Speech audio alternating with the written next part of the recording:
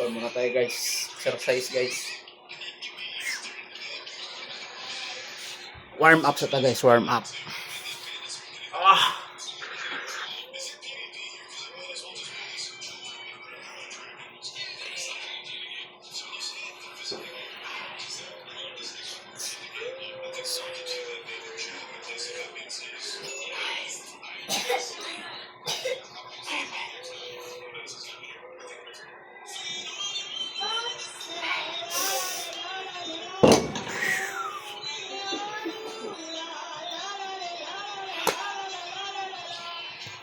Ito na, final nito guys.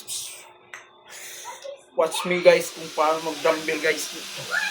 Sabi kasi niya guys, maliit na daw yung braso ko guys. Kaya titirahin ko muna siya ng patalikod. Aray ko.